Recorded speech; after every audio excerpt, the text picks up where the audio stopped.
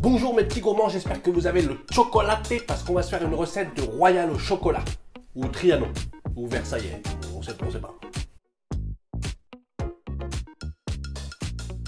Tu sais que j'aime beaucoup te donner des petites infos, des anecdotes sur l'histoire des gâteaux, mais sur celui-ci, je n'ai rien trouvé. Walou, Makash, Drustebroek. Curieux quand on sait que c'est l'une des pâtisseries préférées des Français, mais que veux-tu, y a pas. Donc je vais juste te résumer en 30 secondes ce que je pense de ce gâteau. 3, 4... Un petit gâteau au chocolat. Je ne sais pas grand-chose de toi. Non. Mais ce que je peux t'avouer, c'est que peu importe ton nom, et que tu sois d'accord ou non, je vais te défoncer. Voilà. Allez, enfile ton tablier que je t'explique la recette. Allez, c'est parti. Pour cet entremets, on va commencer par le biscuit, la dacquoise. Pour ça, tu vas prendre 125 g de blanc d'œuf, 90 g de sucre glace, 75 g de poudre de noisette, 35 g de sucre et 20 g de farine. D'abord, tu vas verser tes blancs dans un saladier. Il faut qu'ils soient à température ambiante, c'est toujours mieux. Tu vas les monter tranquillement, pas trop fort. Tu rajoutes un petit peu de sucre, tu remélanges, tu rajoutes un petit peu de sucre, tu remélanges, tu remets un peu de sucre et tu mélanges. Augmente un peu la vitesse du batteur, mais attention, il faut que ça reste assez souple. Maintenant, préchauffe ton four à 170 degrés et au-dessus des blancs d'œufs, à travers une passoire, tu vas tamiser le sucre glace et la farine, comme ceci. Tu rajoutes ensuite la poudre de noisette et tu mélanges tranquillement à la maryse, jusqu'à obtenir une belle pâte homogène. Tu viens la couler directement sur la plaque de cuisson et à l'aide d'une petite spatule coudée, tu aplatis. Les proportions sont calculées pile poil pour l'entremet. Voilà, maintenant que c'est bien plat, ça part 10 minutes au four. Pour vérifier que c'est cuit, tu mets ton petit doigt, si ça remonte, c'est bon. Tu enlèves le biscuit de la plaque de cuisson, sinon ça continue à cuire. Et tu décolles le papier cuisson tranquillement. Ensuite, tu vas placer ton cadre directement pour découper le surplus de biscuit. C'est cadeau, le reste tu peux le manger. Tu retournes ton biscuit et tu fais fondre un petit peu de chocolat. Moi j'ai mis 10 grammes que je viens badigeonner au pinceau. On appelle ça chablonner. Ça permet au biscuit de ne pas se casser et de bien supporter tout ce qu'on va mettre dessus. Attaquons maintenant le praliné croustillant. Pour ça, tu vas prendre 40 g de chocolat, 125 g de praliné et 80 g de crêpe dentelle. Tu fais fondre ton chocolat au bain-marie ou micro-ondes, puis tu le verses directement sur le praliné. Tu mélanges les deux matières tranquillement à la maryse. Voilà la texture qu'on cherche et puis tu n'as plus qu'à verser les crêpes dentelle broyées dedans. Une fois qu'il n'y a plus de traces de crêpes dentelle, c'est parfait. Tu vas pouvoir retourner ton biscuit qui sort du frigo, remettre le cadre dessus et verser l'intégralité du praliné croustillant dessus.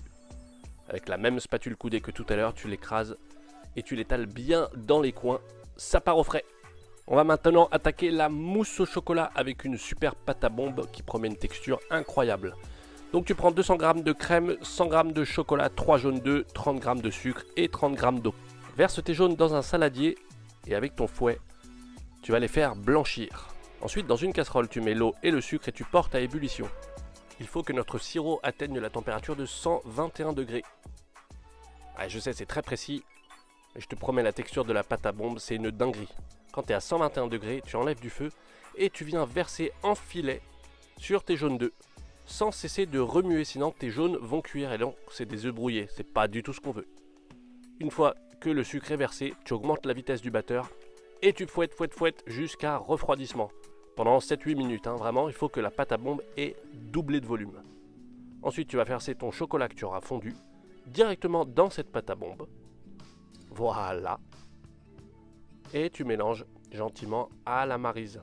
Sois patient, sois délicat.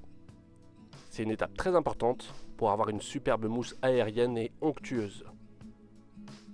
Pour aérer cette préparation, maintenant, ce qu'on va faire, c'est qu'on va y ajouter une chantilly non sucrée. Donc tu verses ta crème dans la cuve du robot. Il faut bien que la cuve, le fouet et la crème soient très froids. Et tu montes cette crème, vitesse forte, mais attention, ne la monte pas trop. Il faut vraiment que c'est une texture de mousse à raser. Tu prends un tiers de cette crème et tu la mets directement dans la préparation précédente au fouet. Tu peux y aller franchement. Pour les 2 tiers restants par contre, on va y aller à la maryse. Délicatement.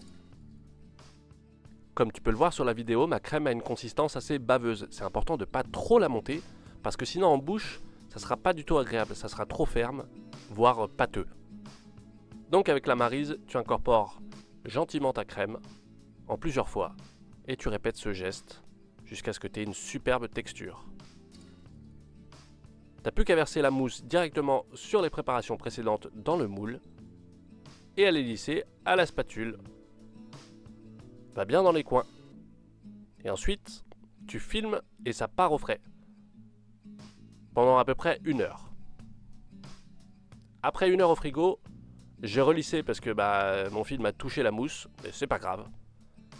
Le gâteau est prêt en fait, il n'y a plus qu'à le démouler. Donc je chauffe au chalumeau une lame de couteau et je démoule ça avec amour. Je t'avoue que ça m'a pris au moins 5 minutes, hein. D'où la danse du bonheur. Pour finir le gâteau, un petit peu de saupoudration de cacao non sucré. Comme ceci. Et si tu veux un super rendu, tu peux aussi ajouter un petit peu de poudre d'or que tu trouves partout, avec parcimonie parce que ça marque très très vite. Le final touch, c'est quelques bouts de noisettes torréfiées. Et voilà, notre trianon est prêt. Régale-toi!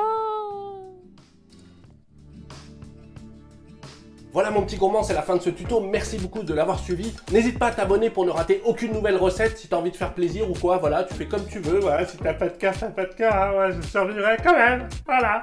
Quant à nous, on se retrouve très bientôt pour des petits plaisirs sucrés. Salut!